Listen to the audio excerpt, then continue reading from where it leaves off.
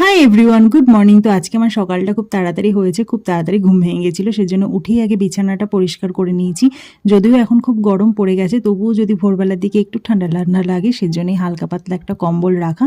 তারপর বাইরে বেরিয়ে দেখছি কি সুন্দর একটু রোদ উঠেছে, সেজন্যই রোদে দাঁড়িয়ে কিছুক্ষণ হাঁটাহাঁটি করে ব্রাশ করে নিলাম।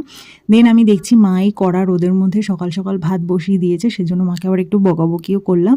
তারপর রাতের ভিজিয়ে রাখা আমন্ড বাদাম আর চা খেয়ে দেখছি আমার একটা পার্সেল এসেছিলো, যেটা কিনা আমি ছিলাম না তখন এসছে, সেজন্য আজকে পার্সেলটা আনবক্স করলাম।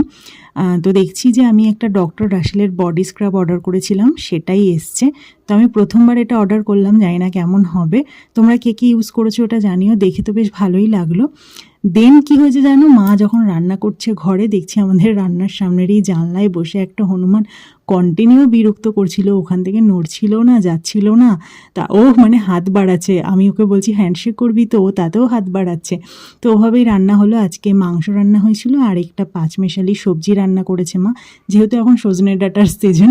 তো যাই হোক, তারপর দুপুরবেলা খাওয়া দাওয়া করে একটু রেস্ট নিয়ে আমি কটা রিলস বানাতে উপরে চলে গিয়েছিলাম। তারপর সেখান থেকে নেমে এসে মা করেছিল এই ছোলা মাখাটা, ভীষণ টেস্ট হয়েছিল খেতে। তো তোমাদের আজকে আমার ছোট্ট ব্লগটা কেমন লাগলো জানিও। দেখা হবে নেক্সট ব্লগে, বাই।